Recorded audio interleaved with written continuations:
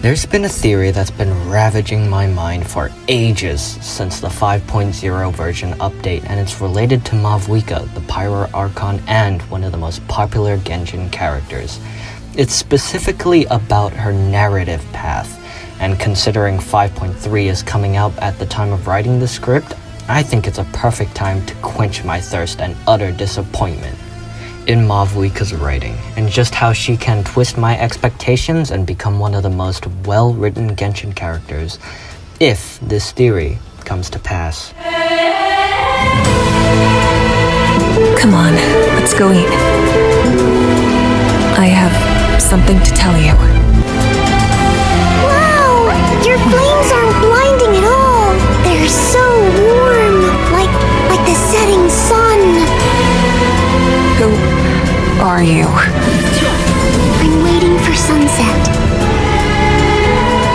But it never sets here. When I first played Natlan, I was just off the high that is Furina, and was patiently waiting for what the Genshin team had in store for the very next Archon for the second to last region of the game. And then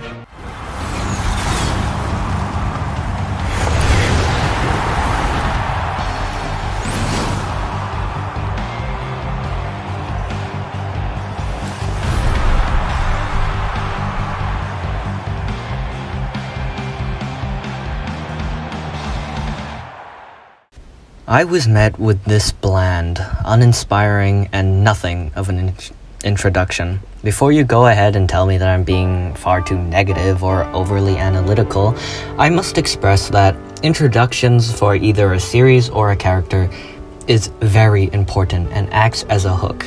And I'll be using the introduction genius of Furina and compare it with Mavuika's.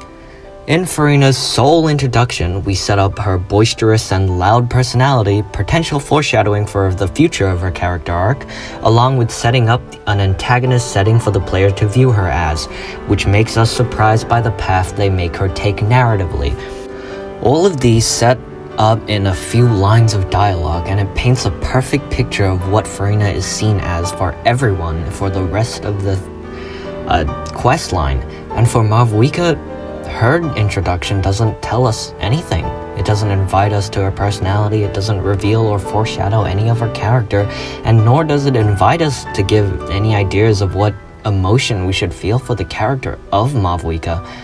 It was disappointing, but I held up some kind of hope that the other scene would invite us into her character. Yet as the quest carried on, I didn't get invited to her story, much unlike Furina's, the Archon before her. In each interaction I had with Mavuika, I felt more and more disappointed. It felt like as if she was a writing trope incarnated, one who could do no wrong, one who lacks any kind of weakness, and one who is perfect in every way. Because they had their own lives to live. Until that very line was spoken at the end of the 5.0 update, I realized that maybe I was wrong about Mavuika. Maybe that she had problems deep inside her, and that she was far more complex than she was actually made out to be in the quest. So I sat and waited, watched through 5.2, waited for more scenes that ignited that particular interest I had for Mavuika's character, like that quote had done. Yet as every interaction passed, as every piece of dialogue was spoken, it never came up again. It seemed like Mavuika had just reverted back to her shell and had once again become nothing but a writing trope incarnated. She was the moral one. She had a plan that would not sacrifice any lives. She had the trust of everyone alongside her. She was the one that was the strongest, the one that we had to trust without thinking nor had a choice. She was the perfect Archon, the greatest warrior, which made me dislike her even further. Yet I came up with a small theory, as I explained in the intro, one that ravaged my mind, and in my opinion, explains her underwhelming writing.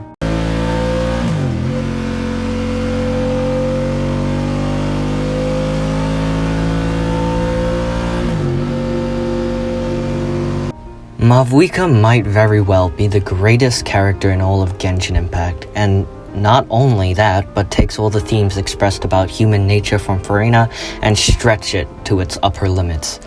From the very beginning of Natlan, there has been a repeated motif of the aspects of an outward appearance being the sole opposite of what the characters truly are. Kachina is a child, yet her story is all about being the right and perfect warrior. Lali is literally hundreds of years old, yet she looks very much like she's 20. And Oraron, even though his design is blinked with selfish and mean-spirited character tropes, aka emo trope characters, he is quite literally one of the most selfless and kind-hearted characters in all of Genshin Impact. These examples, however, are only from a design aspect, in tandem with their inner personality. However, what if Mavuika takes this to its upper limit, to its natural next level? Instead of design against their personality, what if it's the outward personality in contrast with their inner thoughts and wishes? Wow! Your flames aren't blinding at all. They're so warm, like the setting sun. Mavuika's family is quite an important part of her character, and not only because it's tragic, but because of how she feels about them. At the end of the 5.1 quest, she says that she has made peace with her decision, that she very well accepts losing her family, losing that precious time she had with her sister to watch her grow up, only able to piece together what she could have been through lost media, old reports, and yet when asking Mavuika why she didn't bring any other heroes along with her, she says that it would have been far too cruel for her to bring them along. That specific line means that the option was very much open for her to explore, yet she couldn't ask the other warriors of Natlan to make the sacrifice, one that she herself had accepted, and that's the main distinction. She was shouldering the burden alone. She set off by herself to travel through time, to see her plan through as she feels like she needed to, and you might ask, just why would this matter for the character Mavuika, or how design and inner personality conflicts with each other? And that's where my theory comes in. What if there are two sides of Mavuika? The Pyro Archon and Mavuika herself. In this video, one thing I definitely outlined thoroughly through Mavuika's character is her overly simple writing. And I must ask, what if that's a front? What if all the encounters we've had with Mavuika is truly hiding the true person that hides in the shallow depths of her psyche? One that at all doesn't consider her own personal wants and needs, and only thinks about what the people of Natlan needs. If this theory about Mavuika is correct, then that would make her introduction far more illustrious, as it goes to show the level of authority and character Mavuika has to put up to raise the hopes of the people and continue to gain appreciation and praise. Now, I'm not saying Mavuika is a selfish character and only cares about what other people think of her, but my idea is very much that Mavuika shapes who she is trying to be what she thinks everyone needs. She needs to be that selfless hero, the strong and capable warrior who can face 100 soldiers with no fear and a smile on her face in impending doom, all while shouldering burdens alone because she thinks she needs to help the people of Natlan, give them the peace they so desperately need. So she will do anything to attain that, even suffering through inhuman conditions. Praise spreading through just the fearless and powerful Pyro Archon, and she is the pillar of power when it comes down to the inner workings of Natlan. And I must ask, does Mavuika have others there for her to call friends? This very well might be looking far too deep into something that might not matter at all, but what about this specific line of Xilonen? When Oraron finds worry and is concerned about the sacred flame or something, Xilonen simply responds, "The Pyro Archon is on the case," very shortly after Mavuika tells us to call her Mavuika, and that all her friends call her by that name. This can also be seen repeated over and over throughout the 5.0 quests and the 5.1 quests. Mulani, Traveler, Kachina, and Oraron have all called her Archon, and on very few occasions do I remember them ever calling her by her name, which maybe shows that she doesn't have anyone to rely on. She doesn't have anyone to shoulder this burden with too. To her, there is no one who might shoulder these burdens along with her, no one to take this weight off of her own shoulders, which might come to a tipping point at the 5.3 story quest. The 5.3 quest seems to follow the story structure I thought it was going to follow, following the Traveler and Mavuika's journey to defeat the Abyss and free Natlan. So I'm going to guess the conclusion to not only Natlan and its story, but also what I might think is the large reveal for Mavuika. Picture this. As the Traveler and Mavuika journey through the homeland of the Abyss to defeat it once and for all, since the Abyss is a dangerous and versatile opponent, I theorize that the Abyss will attack not with physical attacks, but with mental attacks, directly aimed at not only the human's biggest strength, but their most vulnerable weakness. In attacks where the Abyss directly manipulates and explores Mavuika's own wants and needs, telling her that she can have her family back that she desperately holds lingering pain from losing, and hides deep down inside her, telling her that maybe by sacrificing Natlan she can go back to her own blood at her correct timeline by some abyssal magic or whatever, or maybe saying that by letting it live, she can regain her family and live along with them. A chance that she lost by being the Pryo Archon. And as she stares down at the Devil's Apple, or forbidden fruit, she takes it. Tempted by the perfect life she yearns for, she betrays the nation she fought so hard to keep upright, because there is only so much a human can take before they crack. The raging war between the Pryo Archon and Mavuika herself forces her down to a weak and fragile core, showing that not even the strongest of warrior in Natlan can hide from the weaknesses of a human. It's just like the old saying we have here in Natlan. No one fights alone.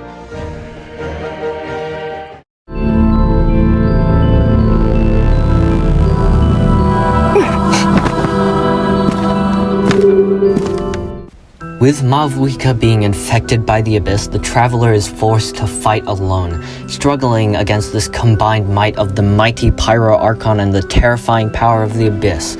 The sacred flame goes out, much like the trailer describes, but after that moment of panic, after the battle forces the Traveler onto the back foot, he is struggling to win, and it's obvious, which is where Citlali comes in. I know this feels like an odd addition, but I think it's the only character that makes sense to share Mavuika's inner conflict and weaknesses with the entirety of Natlan. Citlali obviously still has an intense amount of guilt harboring for not stepping in and saving Oraron from his fate that potentially could have killed him, but the only reason not to was that she was lucky enough for the ceremony to have failed. Thus, this is a way of making amends, while also influencing and fulfilling her characterization from 5.1.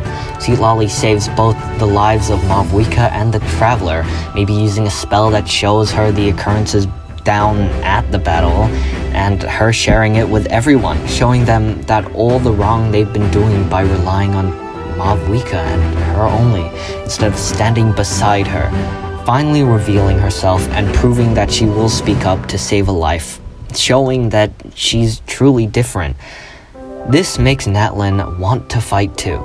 They can't do much, as Mavuika and the Traveler are far too distant to do anything, but maybe they can install the power of Pryo into the Traveler, using a lore ability I don't have enough knowledge to talk about, or some other method including the Master of the Night Wind's spells or magic. Either way, invigorating Mavuika to realize that the people of Natlan are together and alongside her, standing beside her and ready to fight for her, and give up their lives for her sake. No longer letting her shoulder the burden alone, as the old Natlan saying goes, no one fights alone.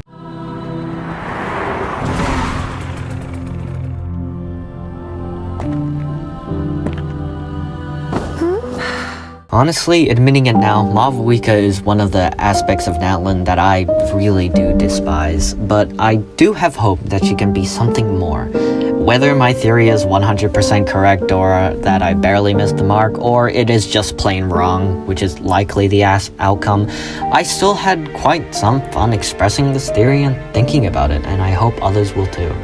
Put down your thoughts in the comments about Mavuika currently, and even your own personal theories about where her story might go, or if this is after the 5.3 update, laugh at how wrong my theory was. I have been FFG Mania, and I hope you all have a happy new year.